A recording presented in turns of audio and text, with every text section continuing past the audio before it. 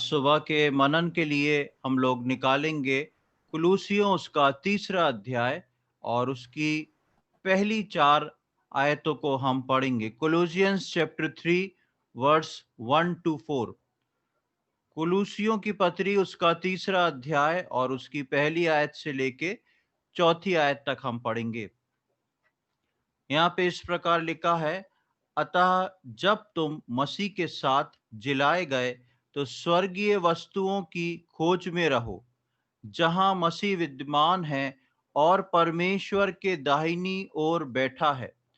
पृथ्वी पर की नहीं परंतु स्वर्गीय वस्तुओं पर ध्यान लगाओ, क्योंकि तुम तो मर गए और तुम्हारा जीवन मसीह के साथ परमेश्वर में छुपा हुआ है। जब मसीह जो हमारा जीवन है प्रकट होगा, तब तुम भी उसके साथ महिमा सहित प्रकट किए जाओगे। पौलुस प्रेरित कुलुसियों की कलीसिया में कुलुसियों के लोगों को एक बात को बता रहा है और वहां पर मसीही लोग किस नेचर के हैं उस बारे में उनको दोहरा रहा है और बताने की कोशिश कर रहा है। यहाँ पर हम जब पढ़ते हैं पहली आयत से चौथी आयत तक, दो तीन मुख्य बातों को हमको सीखने को मिलता है। पहला, कि हम स्वर्गीय वस्तुओं की खोज में रहें।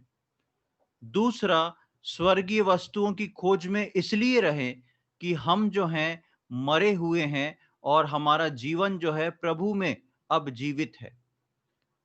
और खास बात जब हम देखते हैं तीसरी आयत में, क्योंकि तुम तो मर गए हो और तुम्हारा जीवन मसीह के साथ परमेश्वर में छुपा हुआ है।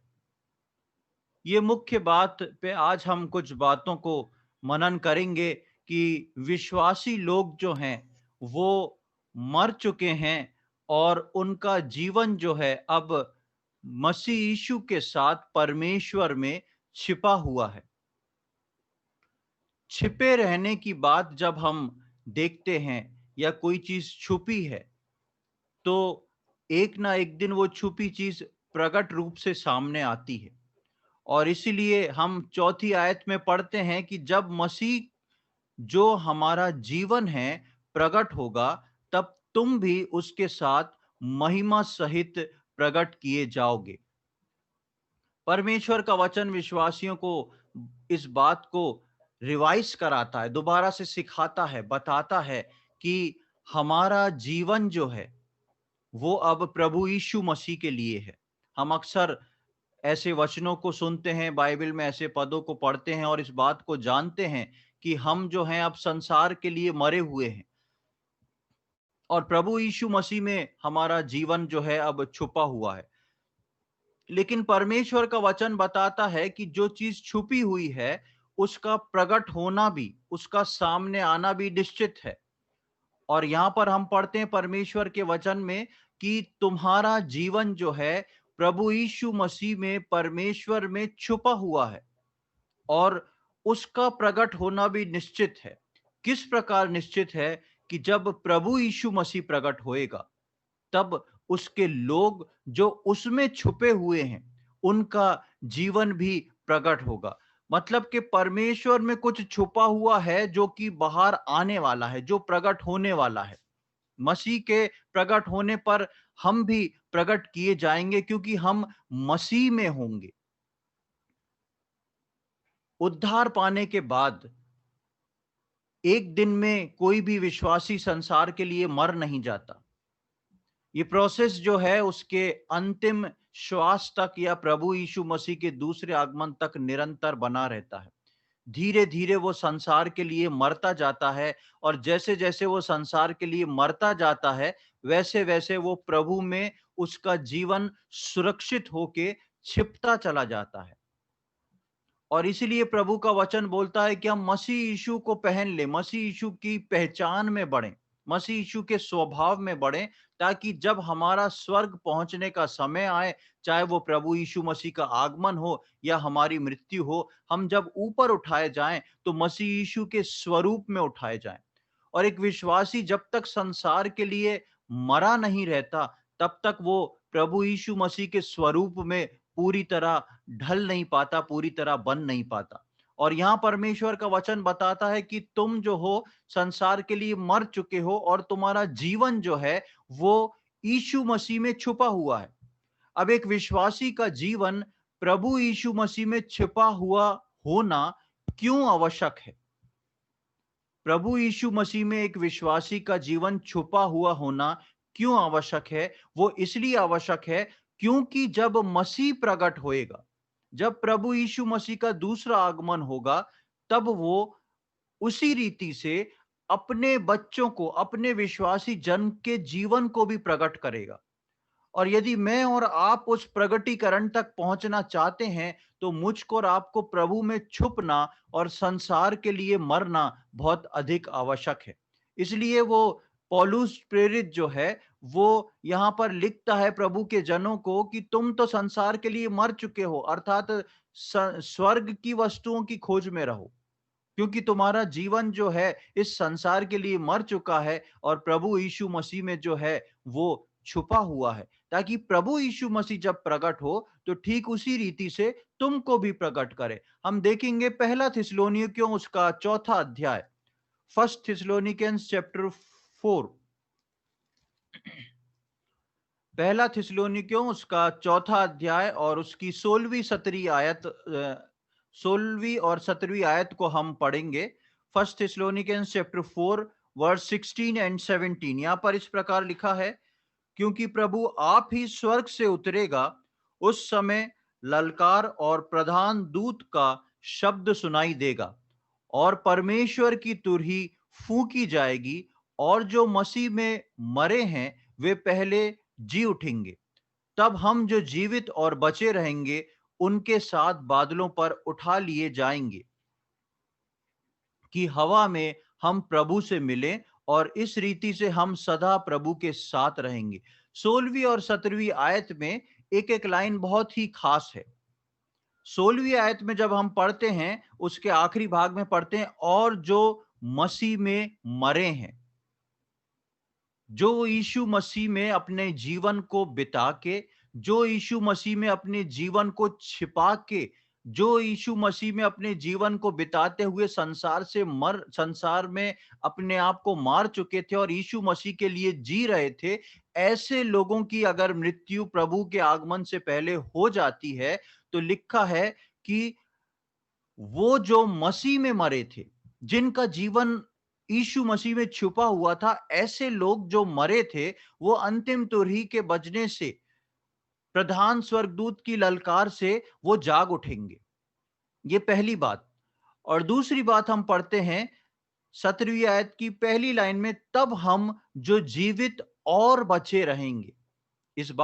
इस लाइन पे ध्यान दें, जीवित और बचे रहेंगे। यहां पर लेखक इस प्रकार भी लिख सकता था कि जो प्रभु यीशु मसीह के आगमन तक जिंदा रहेंगे, या जो प्रभु यीशु मसीह के आगमन तक ठहरे रहेंगे, बचे रहेंगे, जो मरेंगे नहीं। लेकिन लिखा है कि प्रभु यीशु मसीह के आगमन के लिए कि तब हम जो जीवित और बचे रहेंगे। बचे रहना काफी नहीं है, लेकिन यीशु मसीह में जीवित रहना भी जरूरी है। यीशु मसीह में जीवित रहना यानी कि संसार के लिए मरे रहना, और प्रभु यीशु मसीह के आगमन पर जो यीशु मसीह में मरे हैं और जो यीशु मसीह में जीवित हैं और बचे हुए हैं, जिनकी मृत्यु, शारीरिक मृत्यु नहीं आई है, लेकिन उनका जीवन जो है वो प्रभु यीशु मसीह में है, वो यीशु मसीह में उनका जीवन छुपा हुआ है, ऐसे लोगों को प्रभु यीशु मसीह प्रकट करने को आ रहा है। अभी हमने कुलुसियों 3:4 में पढ़ा आखिरी में कि लिखा था कि जब वो प्रकट होगा तो वो अपने लोगों को भी प्रकट करेगा।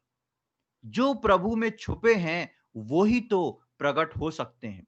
जिनका जीवन प्रभु में छुपा नहीं है, वो किस प्रकार प्रकट होंगे? प्रियो, हम इस बात को आज सोच के देखें कि संसार के लिए मरा होना बोलना बहुत आसान है, लेकिन हम अपने व्यक्तिगत जीवन में, अपने विश्वास की उम्र में 10 साल, 20 साल, 50 साल, 15 साल जितना भी हो, उसमें देखें कि हम हमारा जीवन जो है संसार में कितना मर चुका है और प्रभु यीशु मसीह में किस रीति से और कितना परसेंट वो जीवित है। उतना ही परसेंट एक विश्वासी का जीवन जीवित रहता है जितना वो यीशु मसीह में छुपा रहता है। संसार में जिंदा रह के यीशु मसीह में छुपना असंभव है, क्योंकि जिस प्रकार हम यीशु मसीह को पहन लेते हैं और यीशु मसीह को पहन के हम सांसारिकता के काम नहीं कर सकते। इसलिए एक विश्वासी का संसार के प्रति मरना, अपनी नजरों को प्रभु की ओर उसके स्वर्ग की खोज में रखना और यीशु मसीह में अपने जीवन को छुपा के रखना बहुत आवश्यक है, क्योंकि हम जो यीशु मसीह में छुपेंगे वही लोग यीशु मसीह में प्रकट किए जाएंगे। आगे हम देखते हैं फिलिपियों उसका पहला अध्याय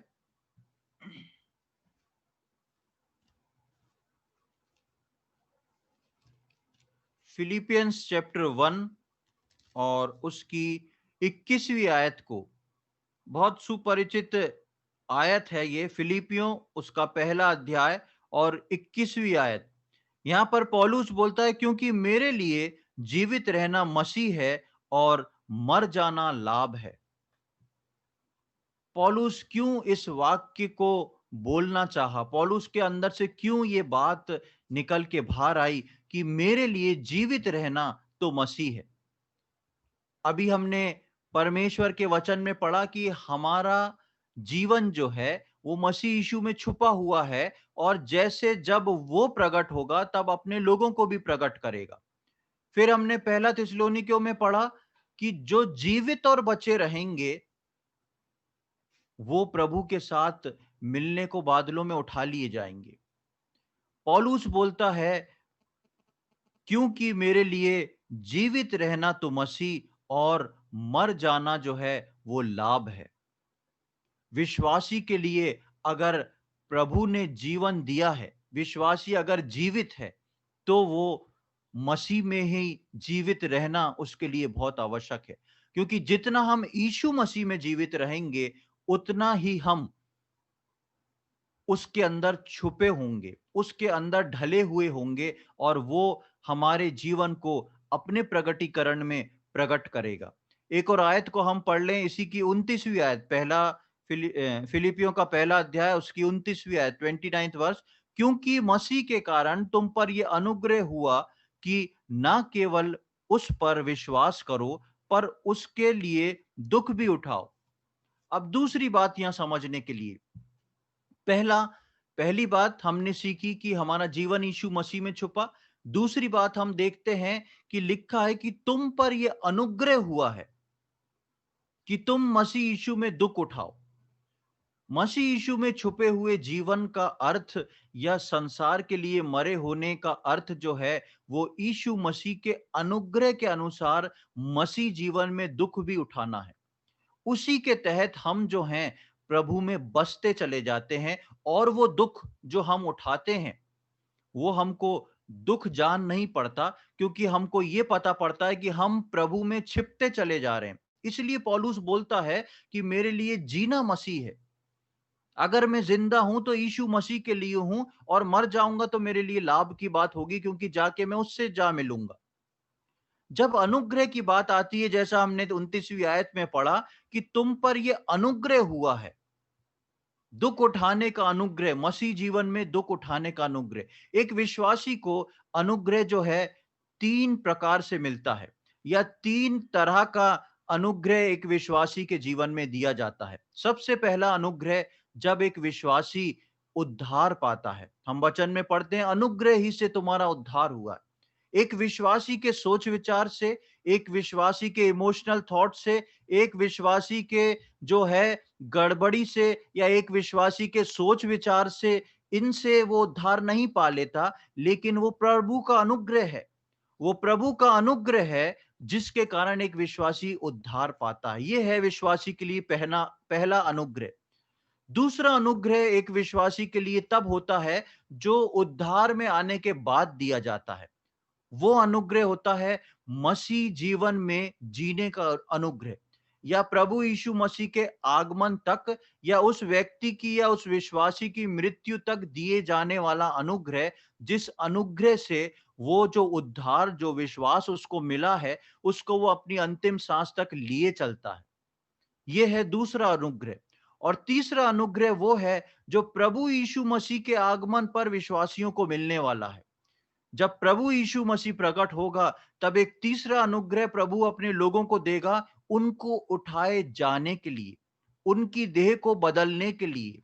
वो तीसरा अनुग्रह होगा। अभी हम जो विश्वास कर चुके हैं, वो दूसरे अनुग्रह में है, और उस दूसरे अनुग्रह की श्रेणी में ये अनुग्रह आता है जो हमने फिलिपियों 1:29 में पढ़ा, क्योंकि मसीह के कारण तुम पर यह अनुग्रह हुआ है कि न केवल उस पर विश्वास करो, पर उसके लिए दुख भी उठाओ। मसीह जीवन में अनुग्रह को लेके प्रभु में अपने जीवन को छुपाते चले जाना, क्योंकि उसके प्रकट होना जिस प्रकार निश्चित है, उसी प्रकार उसके प्रकट होने पे उसके लोगों का भी प्रकट होना निश्चित है। मसीह में कुछ करना, उसके लिए दुख उठाना, ये विश्वासियों के लिए अनुग्रह है, जिसके लिए विश्वासी को तैयार रहना चाहिए ताकि वो मसीह में जीवित पाया जाए। मसीह यीशु में वो जीवित पाए, इस अनुग्रह को लेते जाए अपने जीवन में और प्रभु के लिए अपने जीवन को तैयार करता जाए। क्योंकि मैं और आप, हमारा जीवन जो है संसार के लिए मर चुका है और मसीह यीशु में वो छुपा हुआ है, ताकि मसीह के प्रकट होने पर हम जो हैं, हमारा भी प्रभु प्रकटीकरण करेगा, हमको भी प्रकट करके सामने लाएगा। हम जहां भी रहें, कितने भी व्यस्त रहें, मसीह के लिए और मसीह में जीवित रहना हमारे लिए जरूरी है, क्योंकि मसीह हमारा जीवन है और हम उसमें छुपे हुए हैं। जब हम इस बात को सीखना शुरू करते हैं, जैसा हमने कुलुसियों से पढ़ना शुरू करा कि हमारा जीवन यीशु मसीह में छुपा हुआ है, उसके प्रकट होने पर हमको प्रकट होना है, वो हमको प्रकट करेगा। और थिस्सलुनीकियों में हमने पढ़ा कि जो लोग जीवित और बचे रहेंगे, जो मसीह यीशु में जीवित रहेंगे, सजग और सतर्क रहेंगे, उनसे उनको हवाओं में मिलने को प्रभु यीशु मसीह और उनको लेने को प्रभु यीशु मसीह आने वाला है। और इसलिए पौलुस बोलता है कि मेरे लिए जीना जो है वो मसीह है। तो प्रियो, मेरे और आपके जीवन में जब हम रोजमर्रा के अपने जीवन में, जिंदगी में आगे बढ़ते हैं, मेरे लिए और आपके लिए ये समझना बहुत आवश्यक है कि हम प्रभु यीशु मसीह में जीवित पाए जाएं। प्रभु यीशु मसीह में मेरे और आपके जीवन जो हैं वो छुपे हुए पाए जाएं। कई बार हम उद्धार पा लेने के बाद सांसारिकता, जैसे मैंने बताया, संसार जो है एक दिन में किसी विश्वासी के अंदर से नहीं निकल जाता। जितना वो प्रभु का अनुग्रह लेके प्रभु को, पवित्र आत्मा को अपने जीवन में काम करने का स्पेस देता है, जगह देता है, उतना जो है वो उसका जीवन जो है संसार से कटता जाता है और यीशु मसीह में छिपता चला जाता है। हम चाहे कितने भी व्यस्त क्यों ना हो, हमारे पास हो सकता है इस बात को सोचने के लिए ज्यादा समय ना हो, हम प्रार्थना करें, वचन पढ़ें, इन सब में रोज करते चलते जा रहे हैं, लेकिन इस बात को हम सोच के देखें कि आज इतने साल में, जितने भी साल हमारे विश्वासी जीवन में हो चुके हैं, उतने साल में मेरा और आपका विश्वासी जीवन यीशु मसीह में कितना छुपा हुआ है। यीशु मसीह में मैं और आप कितने जीवित हैं। जब हम यीशु मसीह में जीवित रहते हैं, सबसे बड़ी बात, हमारे जीवन से एक गवाही का जीवन निकलता है। हमारे जीवन से एक ऐसा जीवन प्रदर्शित होता है जो प्रभु के लोगों के लिए एक प्रेरणा का, उत्साह का कारण, उनको आगे बढ़ाने का कारण होता है। प्रभु के राज्य के लिए, प्रभु के लोगों के लिए एक दर्द और एक कंसर्न हमारे जीवन में पैदा होता है। क्यों? क्योंकि हम यीशु मसीह में छुपे हुए हैं। यदि हम संसार में होंगे तो हमको संसारिकता की बात ज्यादा फिक्र, ज्यादा चिंता सताएगी। हमारा क्या होगा, हमारी नौकरी का क्या होगा, हमारे परिवार का क्या होगा, समय से मकान नहीं बनाया तो उसका क्या होगा।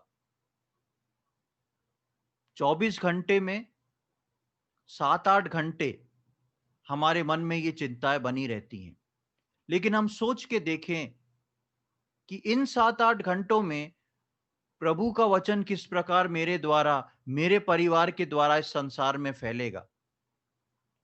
कलीसिया में मैं आगे दूसरों को बढ़ाने के लिए किस प्रकार एक फलदायक विश्वासी बनूंगा, किस प्रकार मैं किसको सुसमाचार सुनाऊंगा, किस प्रकार मैं किसके लिए प्रार्थना करूंगा, मैं ऐसा क्या करूं जो प्रभु के राज्य में मैं चमकता हुआ दिखाई दूं।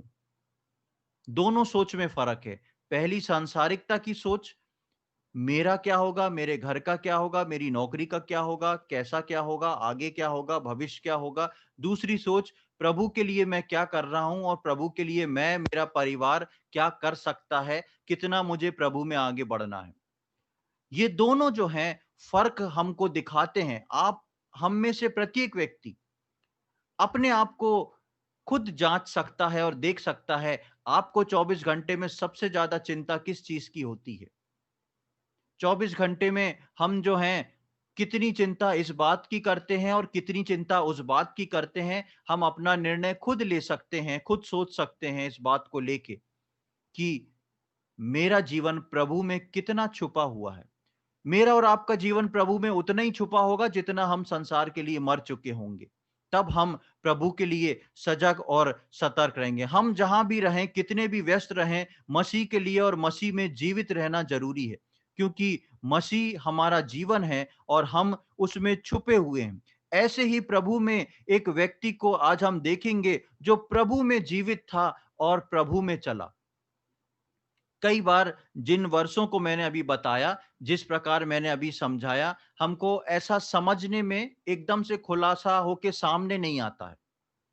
इसलिए एक उदाहरण को मैं परमेश्वर के वचन से रखना चाहूंगा, जिससे हम इस बात को बहुत बेहतरीन तरीके से समझ सकेंगे कि प्रभु का आत्मा जिस व्यक्ति में काम करता है, या प्रभु के प्रभु में जिस व्यक्ति का जीवन जितना छुपा रहता है, उस व्यक्ति का सोच विचार, उसके काम करने के तरीके जो हैं वो किस प्रकार हो जाते हैं। हम लोग पुराने नियम से नहमीया की किताब को निकालेंगे।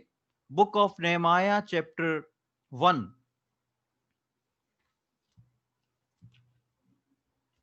नहमीया उसका पहला अध्याय।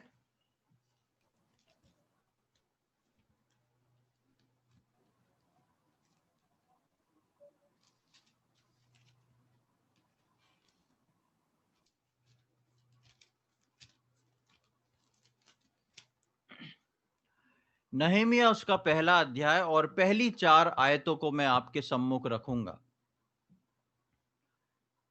यहां पर इस प्रकार लिखा है, हकल्याह के पुत्र नहमीया के वचन 20वें वर्ष के किस्लेव नामक महीने में, जब मैं शूशन नामक राजगढ़ में रहता था, तब हनानी नामक मेरा एक भाई और यहूदा से आए हुए कई एक पुरुष आए। तब मैंने उनसे उन बचे हुए यहूदियों के विषय जो बंधुआई से छूट गए थे और यरूशलेम के विषय में पूछा।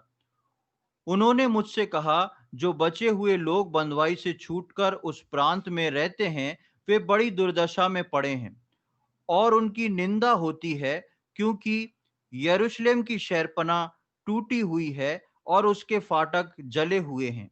ये बात सुनते ही मैं बैठकर रोने लगा और कितने दिन तक विलाप करता रहा और स्वर्ग के परमेश्वर के सम्मुख उपवास करता और ये कहकर प्रार्थना करता रहा। हम सब नहमीया के बारे में काफी बार पढ़ चुके हैं और जानते हैं, और कल भी हम भाई सैमुएल के द्वारा इसकी कुछ आयतों को देख रहे थे। नहमीया जो था, यहाँ पर हम देखते हैं कि नहमीया किस प्रकार का एक व्यक्ति था। नहमीया एक राजा के यहाँ कार्य करने वाला एक प्याऊ था, एक नौकरी पेशा व्यक्ति था। और ये व्यक्ति जो है, जब उसके भाई आते हैं तो उनसे पूछता है वहां का हाल, यरूशलेम की का हाल क्या है, और वहां के जो उसके लोग हैं, उसके भाई लोग हैं, जाति के लोग हैं, उनकी दशा क्या है। और हम देखते हैं कि जैसे ही वो उनकी दशा को वहां के यरूशलेम की बातों को सुनता है, वो दुख से भर जाता है और रोने लगता है। ये नहेमिया जो था, ये वहां से काफी दूरी पे एक जगह पे अपनी नौकरी कर रहा है, और ये नौकरी जो है उसकी उच्च कोटि की नौकरी थी। राजा का प्याऊ जो है, कप बेरर जो है, वो हर किसी को नहीं बनाया जाता। एक रेप्यूटेटेड जॉब में नहेमिया काम करता है, जिसको राजा के सामने पेश होना है। हर कोई राजा का कर्मचारी नॉर्मल राजा के सामने पेश नहीं हो सकता, लेकिन ये जो है राजा के सामने रहता है, राजा के सामने पेश किया जाता है, और इसका एक सिक्योर जॉब है, सब कुछ अच्छा है। ऐसी स्थिति में जब वो अपने लोगों की दशा और यरूशलेम की शहरपनाह जली और उसके फाटक जो हैं टूटे पड़े हैं, जले पड़े, इन सब को देखता है, तो हम पढ़ते हैं कि वो रो पड़ता है, और रोते रोते वो उपवास और प्रार्थना में चला जाता है, और उसका दिल जो है वो दुख से भर जाता है। और ये कितने दिन का दुख होता है, कितने दिन की परेशानी, कितने दिन की चिंता आती है उसको कि ऐसा मेरे लोगों के साथ हुआ। हम देखते हैं कि पहले अध्याय की पहली आयत में एक बात का जिक्र है। 20वें वर्ष के किस्लेव नामक महीने में, एक महीने का नाम दिया है, और उस महीने का नाम दिया है किस्लेव। और यदि हम दूसरे अध्याय में पढ़ें, तो दूसरे अध्याय की पहली आयत में उसकी पहली लाइन में लिखा है, अरशस्त्र राजा के 20वें वर्ष के निसान नामक महीने में। 2 महीनों का जिक्र हम पढ़ते हैं। पहले अध्याय में किस्लेव महीना, दूसरे अध्याय की पहली आयत में निसान महीना। और ये निसान महीने का जिक्र इसलिए आया कि निसान महीने के समय में इसकी दोबारा ड्यूटी लग गई, दोबारा टर्न लगा। किसका? नहेमिया का, कि वो उस राजा के सम्मुख जो है उस दाख मधु को पेश करे। इन लोग का टर्न लगता था, रोज एक ही व्यक्ति नहीं करता था, कुछ कुछ दिनों के गैप से कुछ कुछ। इसका टर्न जो है 4 महीने बाद लग रहा है। यानी कि ये किस्लेव महीना जो है और निसान महीने के बीच में 4 महीने का डिफरेंस है। और इस 4 महीनों के लिए 4 महीने बाद जब इसकी बारी लगती है, तो लिखा है कि दूसरे अध्याय की पहली आयत में, अरशस्त्र राजा के 20वें वर्ष के निसान नामक महीने में जब उसके सामने दाख मधु था, तब मैंने दाख मधु उठाकर राजा को दिया। इससे पहले मैं उसके सामने कभी उदास ना हुआ था। जब जब नहमिया का पहला अध्याय हम पढ़ते हैं, तब किस्लेव महीने में नहमिया को ये बात पता पड़ी थी कि यरूशलेम की दशा उजड़ी हुई है, उसके लोगों की निंदा हो रही है, उसके लोगों की बहुत बुरी दुर्दशा है, वहां के फाटक टूट गए हैं और जले पड़े हैं। और वहां पर यह बात सुन के नहेमिया जो था दुख से भर गया था। और आज 4 महीने बीत चुके हैं। 4 महीने के बाद जब वो उसकी बारी लगती है राजा के सम्मुख दाख मधु देने की, तो लिखा है कि उससे पहले मैं कभी ऐसा उदास चेहरा लेके राजा के सम्मुख नहीं गया था। वो डरता है। हमको इस बात से ये बात सीखने को मिलती है कि 4 महीने बीत चुके हैं, लेकिन नहेमिया के अंदर से अपने लोगों का वो कंसर्न, अपने लोगों का वो दर्द, अपने लोगों की जो दशा है, उसके लिए वो दुखी है। और ना केवल दुखी है, वो रो रो के तब से उपवास प्रार्थना में लगा हुआ है, निरंतर प्रार्थना कर रहा है। नहेमिया का जीवन जो था, एक ऐसा विश्वास योग जीवन था जो परमेश्वर में छुपा हुआ था। साधारण व्यक्ति है, और जाके एक वो राजा की यहाँ नौकरी कर रहा है, एक नौकरी पेशे वाला आदमी, एक जिम्मेदार व्यक्ति, उस राज्य का काम करने वाला व्यक्ति। लेकिन उसके साथ साथ, क्योंकि उसका जीवन परमेश्वर में छुपा हुआ है, इसलिए उसको अपने लोगों के लिए दर्द है। उसको परमेश्वर के उस भवन की चिंता है, यरूशलेम की चिंता है, दुख है। और दुख ऐसा नहीं कि सुन के दुखी होके वो चल दिया। 4 महीने बीत गए हैं, लेकिन नहमिया का चेहरा उतरा हुआ है, क्योंकि उसके मन में दुख है कि यरूशलेम का क्या होगा, कैसे ऐसी स्थिति आ गई, मेरे भाई लोग जो हैं दुख में हैं, उनकी निंदा होती है। नहमीया के जीवन से हम कुछ खास 3-4 बातों को देखेंगे। सबसे पहले हम पहले अध्याय की 4थी आयत में देखते हैं जो अभी हमने पढ़ा था, और उसके दूसरे भाग को मैं पढ़ रहा हूं। नहमीया पहला अध्याय उसकी 4थी आयत। और स्वर्ग के परमेश्वर के सम्मुख उपवास करता, ये प्रार्थना करता रहा। सबसे पहले हम देखते हैं नहमीया जो था वो क्या था। He knows fasting and praying. He is a man of fasting and praying. Nehemiah एक ऐसा व्यक्ति था जो उपवास और प्रार्थना करने वाला व्यक्ति था। वो परमेश्वर के सम्मुख जैसे ही लोगों की दुर्दशा को, अपने लोगों की दुर्दशा को देखता है, वो उपवास और प्रार्थना में लग जाता है। दूसरी बात हम पहले अध्याय की 6वीं और 7वीं आयत में देखते हैं। 6 और 7, पहला अध्याय 6-7। वो यहाँ पर प्रार्थना कर रहा है और बोल रहा है, तू कान लगाए और आंखें खोल रहे कि जो प्रार्थना मैं तेरे दास इस समय तेरे दास इस्राएलियों के लिए दिन रात करता हूं, उसे तू सुन ले। मैं इस्राएलियों के पापों को जो हम लोगों ने तेरे विरुद्ध किए हैं मान लेता हूं। मैं और मेरे पिता के घराने दोनों ने पाप किया है। हमने तेरे सामने बहुत बुराई की है, और जो आज्ञाएं, विधियां और नियम तूने अपने दास मूसा को दिए थे, उनको हमने नहीं माना। हम यहाँ पर देखते हैं कि ही नोस टू रिपेंट। वो पश्चाताप करना जानता था, जबकि नहमीया को पश्चाताप करने की आवश्यकता नहीं थी। उसको परमेश्वर ने, वो ये बात को सोच सकता था, मेरे को परमेश्वर ने जहां रखा है, मैं परमेश्वर के समीप जाता हूं, प्रार्थना करता हूं और व्यवस्था को पढ़ता हूं, सब बातों करता हूं, प्रभु ने मेरे को जहां रखा है मैं रह सकता हूं। लेकिन इन लोगों की दशा को देखते हुए नहमीया परमेश्वर से बोलता है, मैंने और मेरे पिता के घराने ने तेरे विरुद्ध पाप किया है। मैंने और मेरे पिता के घराने ने उस व्यवस्था को ठुकराया जो मूसा के द्वारा तूने हमको दी थी। उसका अपने लोगों के लिए जो कंसर्न है, उस लोगों की दुर्दशा में नहमीया जो है अपने आप को उन लोगों से अलग नहीं कर रहा है। वो अपने आप को उनके लिए लेके पश्चाताप कर रहा है। प्रियो, हम अपने जीवन में इस बात को देखें, जब किसी विश्वासी की दुर्दशा या जब किसी विश्वासी की कमी घटी हमको देखने को मिलती है, हम सबसे पहले इस बात को सोचते हैं, जरूर इसने कुछ गड़बड़ी करी है, जरूर इसने कुछ पाप किया है। या हम सोचते हैं, देखा परमेश्वर ने कैसा इसको दंड दिया, ये तो ऐसी बात बोलता था, अब इसको समझ में आएगा। लेकिन नहमीया ऐसा व्यक्ति नहीं है। क्यों नहीं है?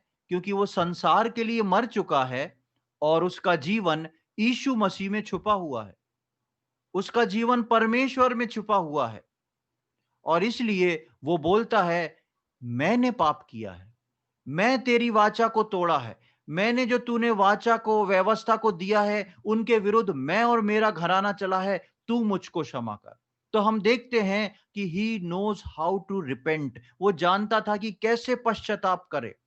उसके जहन में एक बार को ये नहीं आया कि मैं उन लोगों के लिए पश्चाताप करूं, ये बोल के कि प्रभु उनको क्षमा कर, उनने पाप किया है। वो कह रहा है, प्रभु मैंने और मेरे घराने ने पाप किया है, हमको क्षमा कर। तीसरी बात हम देखते हैं उसकी 8वीं 9वीं आयत में, पहले अध्याय की 8th and 9th वर्स। उस वचन की सुधि ले जो तूने अपने दास मूसा से कहा था, यदि तुम लोग विश्वासघात करोगे तो मैं तुमको देश देश के लोगों में तितर बितर करूंगा। परंतु यदि तुम मेरी ओर फिरो और मेरी आज्ञाएं मानो और उन पर चलो, तो चाहे तुम में से निकाले हुए लोग आकाश के छोर में भी हों, तो भी मैं उनको वहां से इकट्ठा करके उस स्थान में पहुंचाऊंगा जिसे मैंने अपने नाम के निवास के लिए चुन लिया है। यहां पर हम देखते हैं, he knows word of God. वो परमेश्वर के वचन को जानने वाला व्यक्ति था। ऐसे ही हवा में बैठ के वो प्रार्थना और उपवास नहीं कर रहा है। वो उपवास प्रार्थना के साथ रिपेंटेंस कर रहा है, पश्चाताप कर रहा है, और उस पश्चाताप के बाद जो है उसको मालूम है परमेश्वर का वचन में क्या लिखा है और परमेश्वर क्या बोलता है। ये निशानी है उस व्यक्ति की जो संसार के लिए मरा हुआ है, जिसका जीवन परमेश्वर में छुपा हुआ है। इसीलिए उसको परमेश्वर का वचन याद है। परिस्थिति के अनुसार ऐसा नहीं, प्रार्थना कुछ कर रहे हैं, वचन कुछ कोट कर रहे हैं। कई बार हमारे जीवन में ऐसा होता है और हमको ऐसी प्रार्थना सुनने को भी मिलती है। किस बात के लिए क्या वचन लिखा गया है, उस वचन को हम अपने अपने दिमाग से समझ के और प्रार्थना में कोट करने लगते हैं। नहमीया ऐसा नहीं था। परमेश्वर के वचन को भली-भांति जानने वाला एक व्यक्ति था, क्योंकि उसका जीवन परमेश्वर में छुपा हुआ था और वो बोलता है कि परमेश्वर, आपने ऐसा कहा था और अब आपने ऐसा कहा था और उसके अनुरूप मैं ये प्रार्थना कर रहा हूं और उस प्रार्थना को आप सुने। तो हम देखते हैं कि वो एक ऐसा व्यक्ति था कि परमेश्वर के वचन को जानता था। और हम देखते हैं कि नहमीया एक ऐसा व्यक्ति था कि he had a burden for God's people and God's kingdom. उसको परमेश्वर के लोगों के लिए और परमेश्वर के राज्य के लिए एक बोझ था। उसको इस बात की चिंता नहीं थी कि मैं यहां पर हूं, नौकरी में मेरा क्या होगा, वरना 4 महीने तक उसका मुंह उतरा नहीं रहता। 4 महीने एक बड़ा लंबा समय है। नहमीया की दशा जब उसने देख ली, तब से लेके चौथा महीना आ गया, लेकिन उसका मुंह उतरा है। क्यों? क्योंकि उसके दिल में कुछ चुभ रहा है और वो ये है, मेरे लोग, मेरा परमेश्वर। जब हमारा जीवन परमेश्वर में नहीं रहता है, तो मैं सोचता हूं, मैं, मेरा परिवार, मेरा ऑफिस, मेरा समाज, मेरी परिस्थितियां। लेकिन जैसे जैसे हम यीशु मसीह में छिपते जाते हैं, वैसे वैसे हम परमेश्वर का राज्य, परमेश्वर के लोग, मेरे अपने भाई बहन, वो मैं जो है, वो मेरे में, हम में बदल जाता है। वो है निशानी संसार के लिए मरा हुआ और परमेश्वर में जीवित। क्योंकि पौलुस प्रेरित बोलता है कि अब तुम मसीह यीशु में जो हो, संसार के लिए मर चुके हो और मसीह के लिए जीवित हो और तुम्हारा जीवन उसमें छुपा हुआ है। केवल बोलने से हम संसार के लिए नहीं मर जाते। हम अपने जीवन का आकलन करके देख सकते हैं कि हम संसार के लिए कितना जीवित हैं और हम अपने परमेश्वर के लिए, उसके राज्य के लिए, उसके लोगों के लिए कितना जीवित हैं। और वो ये बातें सुन के जो है डर जाता है। हम जब दूसरे अध्याय में आते हैं तो उसकी 5वीं आयत को मैं आपके सम्मुख पढ़ूंगा और वो इस ना केवल इस बात से वो खाली बैठता है, लेकिन जब राजा उससे पूछ लेता है, राजा उसको एक बहुत सटीक बात बोलता है कि ये जो है, तू बीमार तो है नहीं, ये निश्चित तेरे मन की उदासी है। राजा उसको पढ़ लेता है और जब नहमीया को ये मौका मिलता है, तो देखे नहमीया क्या बोलता है 5वीं आयत में, दूसरे अध्याय की 5वीं आयत, यदि राजा को भाए और तू अपने दास से प्रसन्न हो, तो मुझे यहूदा और मेरे पुरखाओं की कब्रों के नगर को भेज, ताकि मैं उसे बनाऊं। राजा के सम्मुख नहमीया जो है इस बात को रख पाता है कि मैं अपने लोगों में जाके अपने लोगों की कब्रें और वहां की जो टूटी हुई दशा है, उसको फिर से बिल्टअप कर सकूं, फिर से बना सकूं। He asked king's favour to build Jerusalem. उसने राजा के फेवर को मांगा। कैसे मांग पाया? यदि हम पहले अध्याय का आप आखिरी आयतों को पढ़ेंगे, 11वीं आयत, तो वो उसके लिए प्रार्थना करता है। 4 महीने नहमीया प्रार्थना करता रहा कि मेरी अपने दास की उस बात को सफल कर दे। और उस प्रार्थना के साथ जब वो 4 महीने बाद राजा के सम्मुख जाता है, तो राजा से ये नहीं कहता कि मेरी सैलरी कम है। राजा से वो ये नहीं कहता कि मेरे को छुट्टी नहीं मिलती। राजा से वो ये नहीं कहता कि मेरी काफी परेशानी है, ऐसा है, वैसा है। राजा से बोलता है, मुझको जाके उस यरूशलेम का पुनर्निर्माण करना है, मुझको जाने की आज्ञा दी जाए। और हम 7वीं आयत और 8वीं आयत में पढ़ते हैं, दूसरे अध्याय की 7 और 8। फिर मैंने राजा से कहा, यदि राजा को भाए तो महानद के पार अधिपतियों के लिए ये आशय के चिट्ठियों मुझे दी जाएं कि जब तक मैं यहूदा को ना पहुंचूं तब तक वे मुझे अपने अपने देश में से होकर जाने दें, और सरकारी जंगल के रखवाले आसपास आसाप के लिए भी इस आशय की चिट्ठी मुझे दी जाए, ताकि वो मुझे भवन से लगे हुए राजगढ़ की कड़ियों के लिए और शहरपना के और उस घर के लिए जिसमें मैं जाकर रहूंगा, लकड़ी दे। मेरे परमेश्वर की कृपा दृष्टि मुझ पर थी, इसलिए राजा ने ये विनती स्वीकार कर ली। नहेमिया ने उस यरूशलेम की दशा को सुधारने के लिए, उस बिगड़ी हुई दशा को बनाने के लिए राजा से फेवर मांगा, और उसने राजा से कई चीजों को मांग लिया कि मेरे को लकड़ी के लिए भी चिट्ठी दी जाए, मैं जब जब अलग अलग स्टेट्स को पार करूंगा मेरे को रोका ना जाए, इसके लिए भी मेरे लिए हो। सब कुछ राजा को बोला, और लिखा है कि राजा ने उसकी बात को स्वीकार कर लिया, क्योंकि परमेश्वर की कृपा दृष्टि उस पर थी। अक्सर हम अपनी पर्सनल प्रेयर में, कॉमन प्रेयर जो हम सबके साथ करते हैं उसमें नहीं, पर्सनल प्रेयर में हम परमेश्वर से, कई लोग इस बात का सवाल करते हैं कि प्रभु, मैंने क्या बिगाड़ा है जो मेरे ऊपर ये कष्ट और परेशानी है? मेरे ही साथ ऐसा क्यों होता है जो मैं ऐसी दुख की परिस्थितियों में निकल रहा हूं?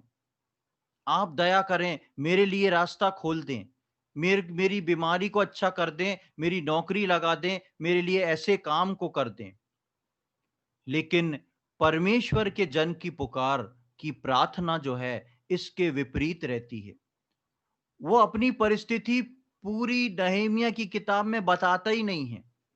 वो यरूशलेम की परिस्थिति पे दुखित होके यरूशलेम को किस प्रकार बनाना है, परमेश्वर के लोगों के लिए, परमेश्वर के भवन के लिए, परमेश्वर के ठहराई हुई जगह के लिए, चुनी हुई जगह के लिए मैं क्या कर सकता हूं, मैं क्या, उसको एक भूख और प्यास है परमेश्वर के लिए, क्योंकि उसका जीवन जो है वो परमेश्वर में छुपा हुआ है। वो राजा से फेवर मांग रहा है परमेश्वर के काम के लिए। हम परमेश्वर से फेवर मांगते हैं हमारी पर्सनल लाइफ के लिए। प्रियो, हम देखते हैं, इसके बारे में हम जानते हैं, नहेमिया ने प्रार्थना की, उपवास किया, 4 महीने उसका चेहरा उदास रहा। नहेमिया जो था वो राजा से उसने फेवर मांगा, राजा ने उसको सब कुछ दिया, और उसने जाके वहां पर काम करना शुरू कर दिया।